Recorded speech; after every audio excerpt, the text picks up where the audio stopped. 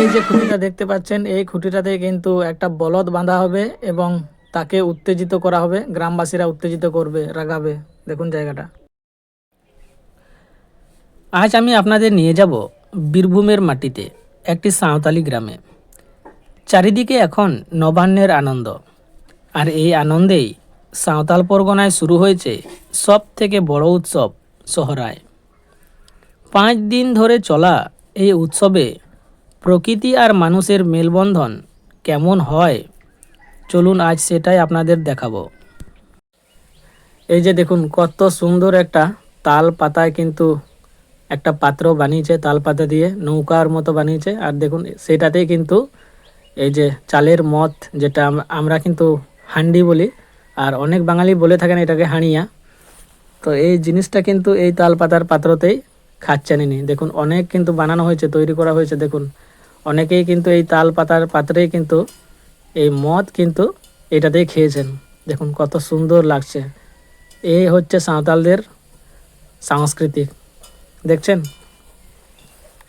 আর এই যেটা দেখতে পাচ্ছেন এখন, এটা হচ্ছে মীরা। আমরা এটাকে মীরা বলি, আপনারা মানে অনেক বাঙালিরা এটাকে মিয়া বলে থাকেন।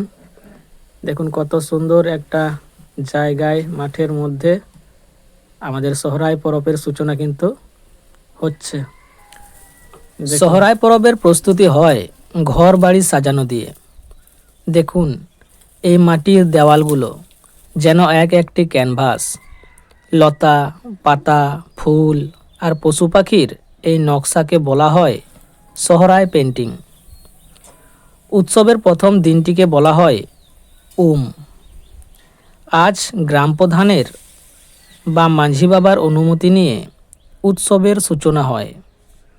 এদিন গ্রামের রাস্তা ঘাট সুন্দর করে সাজানো হয় এবং মাঠে প্রকৃতির পুজো করা হয়। সাঁওতাল সমাজে যারা এই সমস্ত উৎসবে পুজো করেন তাদের বলা হয় নাইকি বাবা। দেখুন এই তাল পাতা দিয়ে কত সুন্দর নৌকার মতো একটা পাত্র বানানো হয়েছে। এইটা দিয়েই কিন্তু রাইস বিয়ার পান করা হবে, অর্থাৎ সুরা পান করা হবে। কত সুন্দর লাগছে দেখুন। ইনি হচ্ছেন নাইকি বাবা। আর এই যে বেদিটা দেখছেন, এটাকে আমরা গড় বলি। এখানে লাল চিকিতে লেখা আছে গড়।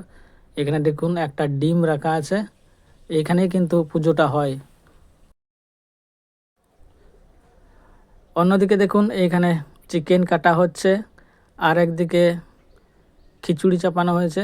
দেখতে পাচ্ছেন কিছু লঙ্কা এখানে ছেটানো হয়েছে। এই দিয়েই কিন্তু তৈরি হবে আজকের যে পুজো, অর্থাৎ এই যে আমাদের বাদনা পরবের সূচনা। আজকের এই পুজোর প্রসাদ কিন্তু এই দিয়েই তৈরি হচ্ছে। এই যে দেখুন এই চিকেনটাকে কিন্তু বেশ নুন লঙ্কা দিয়ে হলুদ দিয়ে সুন্দর করে মাখানো হচ্ছে। এবার এইটাকে এই তাল পাতাতেই মুড়িয়ে তারপরে কিন্তু পোড়ানো হবে। এই দেখুন কত সুন্দর করে জিনিসটাকে কিন্তু মোড়ানো হচ্ছে এবং এটাকে ডবল করে কিন্তু দেওয়া হচ্ছে, যাতে ভেতরের যে চিকেনগুলো রয়েছে সেটা যেন পুড়ে না যায়, সে ব্যবস্থা করা হচ্ছে। প্রকৃতির সাথে আমরা মানিয়ে চলি, প্রকৃতিকেই আমরা পুজো করি, আর প্রকৃতির দ্বারাই আমরা উপকৃত হই, যার জন্য কিন্তু আমাদের নাম আদিবাসী।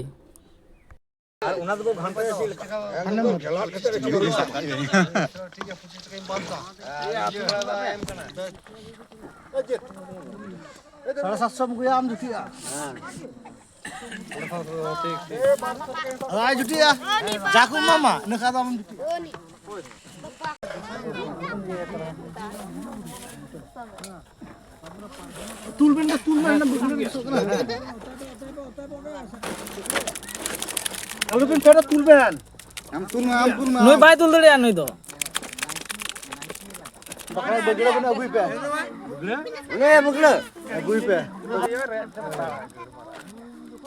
बगड़ा बना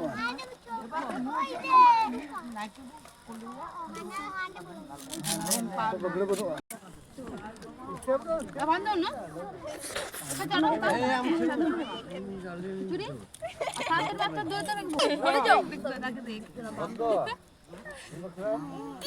এই মস্ত দৌড় পে হ্যাঁ আলু চিরে না তো লে পুরো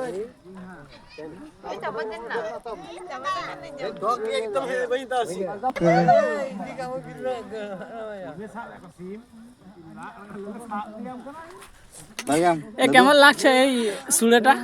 অনেক ভালো লাগছে, অনেক ভালো লাগছে। একটু নুনটা কম আছে এখন দিচ্ছি। দেখুন, থাকতে না পেরে আমিও কিছুটা প্রসাদ হাতে নিয়ে নিলাম, পাতার মধ্যে আর খেতে আরম্ভ করে দিলাম। অসাধারণ একটা টেস্ট।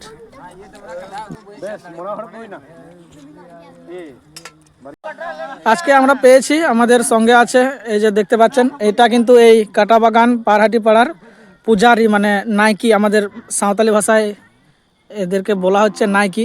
তা এনারাই কিন্তু পুজো দেন। তা আজকে আপনাদের এই সোহরাই পরব শুরু হলো 25শে পৌষ। এখন মোটামুটি কতদিন অবধি এই প্রোগ্রামটা চলবে? এই প্রোগ্রামটা মোটামুটি পুজো তো হবে 3 দিন, আর মদ যতদিন থাকবে মোটামুটি 5 দিন তো পুজো আনন্দ থাকবে। এটা পুজো তো হবে না 5 দিন, 3 দিন পুজো হবে। 3 দিন পুজো হবে। আজ কাল পরশু আজকে তো এই মাঠে আপনারা পুজো করলেন, তো মাঠে পুজো করে, ঘরে একটা পুজো আছে, হ্যাঁ, সেটা কালকে হবে। কাজটা হবে না। আজকে গিয়ে হুম, ঘরে একটা পুজো হবে, তারপরে কালকে সকালে একটা পুজো হবে, হুম, পরশু দিন হবে। আচ্ছা, কালকে মানে সবার বাড়িতে পুজো আছে তো? আচ্ছা, কালকে সবার বাড়ি। এখন তাহলে কি এই গ্রাম থেকে গরু আনা হবে তো? আর গুরু না, গরু এনে তারপরে কি গরু হবে? এনে তারপরে ডিমটা রাখবো, তারপরে গরু পা দেবে, যার গরু পা দেবে তার মঙ্গল হবে। গরু মানে সেই মাঘ মাসে 1 গোলা মদ লাগবে। মানে যার গরু এখানে পা দেবে, মানে ডিমটার মধ্যে পা দেবে, তাকে কিন্তু 1 গোলা মদ লাগবে। আনন্দের মানে তার মনে দিতে হবে তো, না আপনাদের জরিমানা করবে? না না, ওটা দিতে হয়, মানে ওকেই আনন্দ করে। আনন্দ করে ও নিজেই দেবে আর কি। যাহা তো বলেছি না মঙ্গল হবে। আর শেষটা কিভাবে হবে? এটা তো হবে এখন ওই লাস্টে সংক্রান্তি মেলা যেদিন পড়ে সেদিনই সব ঘরে ঘরে মদ খেয়ে সেদিনই শেষ হয়ে যাবে। ভালো ভালো মন্দ খাবার খেয়ে, মাছ মাংস হ্যাঁ হ্যাঁ, এসব খেয়ে তারপরে পৌষ সংক্রান্তির দিন মানে পুরো শেষ হয়ে যাচ্ছে, তাই তো? তো বন্ধুরা, এই যে ডিমটা আপনারা দেখতে পাচ্ছেন, এইখানে যে ডিমটা রয়েছে, এই ডিমটা কিন্তু একটা জায়গায় রাখা হবে এবং গ্রামের যে সমস্ত গরু রয়েছে সে সমস্ত গরু এইখানে আনা হবে। যার যার গরু রয়েছে সেখানে সমস্ত গরু আনা হবে। যার গরু এই ডিমটায় পা দেবে তার কিন্তু মঙ্গল হবে, তার পরিবারের মঙ্গল হবে। এবং যার গরু পা দেবে তাকে কিন্তু আনন্দের সঙ্গে তার নিজের মনে একটা 1 গোলা মদ লাগবে। আর এখানে যে অলচিকি ভাষায় লেখা রয়েছে, এটা গড় বলে লেখা রয়েছে, আপনারা দেখতে পাচ্ছেন। অনেকটা টাইম কিন্তু এখানে অতিবাহিত হয়ে গেছে, এখন প্রায় সন্ধ্যে লেগে গেছে। এই মুহূর্তে দেখতে পাচ্ছি আমরা কিন্তু গরু সবারই ঘর থেকে একটা একটা করে আনতে শুরু হয়ে গেছে, সবাই কিন্তু একটা করে গরু আনছে। সোহরাই পরবের দ্বিতীয় দিনটিকে বলা হয় দাকা। এই দিনটি মূলত গবাদি পশুদের জন্য। কৃষিকাজে যারা আমাদের সারা বছর সাহায্য করে তাদের পুজো করার দিন। এদিন গরুগুলোকে স্নান করানো হয়, 2 শিঙে সর্ষের তেল মাখানো হয়, বাড়ির মেয়েরা পিঠে তৈরি করে। তো বন্ধুরা, আমরা এখন এমন একটা গ্রামে চলে এসেছি যে গ্রামে শুধু মাটির দেওয়ালের উপর রং তুলি দিয়ে আলপনা দেওয়া হয়েছে, সেই গ্রামে আমরা চলে এসেছি। দেখুন এই দেওয়ালগুলো কত সুন্দর ফুল পাতা এঁকে দেওয়া হয়েছে দেয়ালের উপরে। দেখুন এদিকটায় দেখুন, এই দেওয়ালেও কিন্তু আমাদের যে সোহরাই পরব, সেই সোহরাই পরবটাকে পুরোটাই কিন্তু ফুটিয়ে তোলা হয়েছে ছবির মাধ্যমে।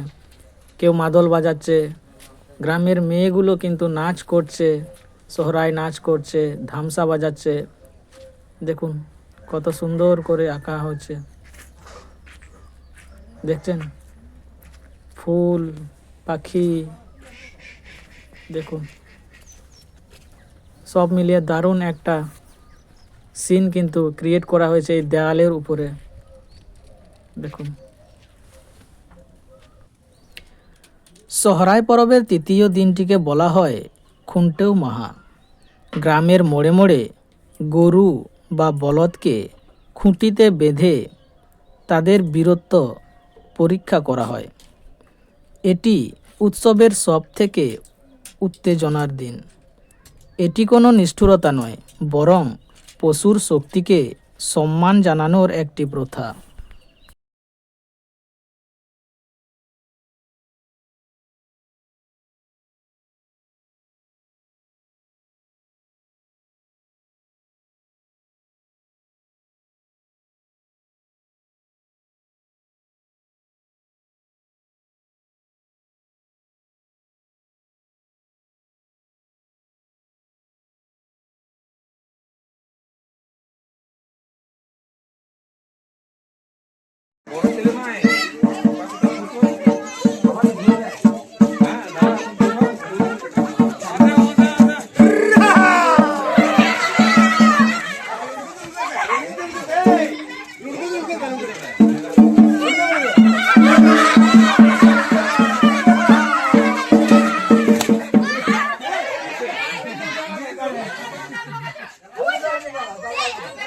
চতুর্থ দিনে চলে জালি। গ্রামের যুবক যুবতীরা বাড়ি বাড়ি গিয়ে গান গেয়ে আশীর্বাদ সংগ্রহ করে। আর শেষ দিন অর্থাৎ সাকরাতে চলে শিকারের মহড়া এবং তীরআন্দাজির প্রতিযোগিতা। সোহরাই মানে শুধু আনন্দ নয়, এটি আমাদের ঐক্য আর ঐতিহ্যের প্রতীক। তো বন্ধুরা, আজকের ব্লগটি কেমন লাগলো অবশ্যই কমেন্টে জানাবেন। আজকে এইটুকুই, দেখা হবে পরবর্তী ভিডিওতে। নমস্কার। ভারত মাতা কি জয়।